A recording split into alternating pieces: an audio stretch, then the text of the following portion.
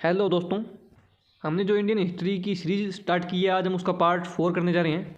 Question number 1 है हमारा, आप वैदिक सभ्यता के काल का निर्धारण किस आधार पर करना चाहेंगे? आंसर ऋग्वेद में किए गए वर्णन के आधार पर।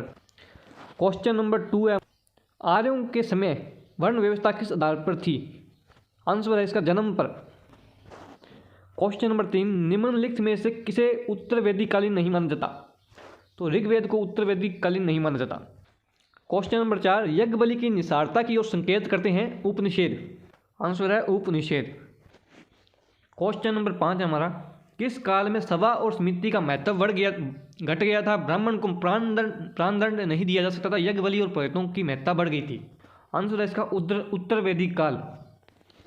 क्वेश्चन नंबर 6, आर्य जब भारत में आए तो उन्हें पहले से भारत में बसे हुए उच्च सभ्यता वाले लोगों के साथ काफ़ी समय तक युद्ध करना पड़ा। भारत में बसे लोगों के बड़े बड़े नगर थे और नगरों के चारों तरफ मजबूत परकोटे थे, लेकिन फिर भी युद्ध में आर्य विजयी रहे। इसका मुख्य कारण क्या था? तो आंसर है इसका, आर्यों के अस्त्र शस्त्र लोहे के थे और उनके पास घोड़े थे। क्वेश्चन नंबर 7 है, उत्तर वैदिक काल के संबंध में निम्न में से कौन सा कथन असत्य है? तो इसमें से दहेज प्रथा नहीं थी। जो उत्तर वैदिक काल था उसमें दहेज प्रथा नहीं थी। क्वेश्चन नंबर 8, सभा और समिति नामक संस्थाएं अधिक शक्तिशाली हो गई थी। वो उत्तर वैदिक काल में अधिक शक्तिशाली हो गई थी। क्वेश्चन नंबर 9 है, वैदिक काल में राजा के पदाधिकारियों में सबसे अधिक सम्मानपूर्ण स्थान होता था पुरोहितों का। किस काल में सिक्कों का प्रचलन नहीं था? तो ऋग्वैदिक काल में सिक्कों का प्रचलन नहीं था।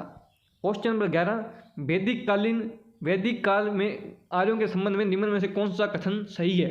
तो वह स्वर्ग और नरक की धारणा में विश्वास करते थे। क्वेश्चन नंबर 12, वैदिक काल में मानव जीवन की सुरक्षा के साधनों का विकास अधिक नहीं हुआ था। उस समय का मुख्य आयुध क्या था?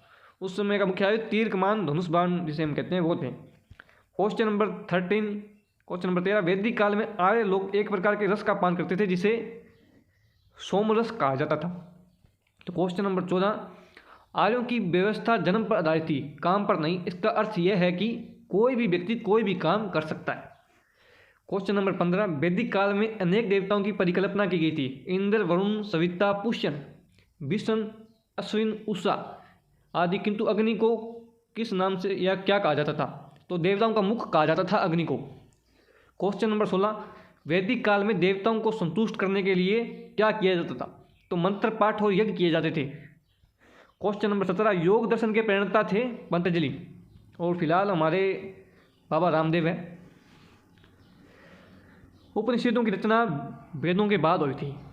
क्वेश्चन नंबर 18 है, उपनिषदों की रचना वेदों के बाद हुई थी। क्वेश्चन नंबर 19, आर्यों की सबसे मूल्यवान भौतिक संपदा थी तो उनके पशु थे।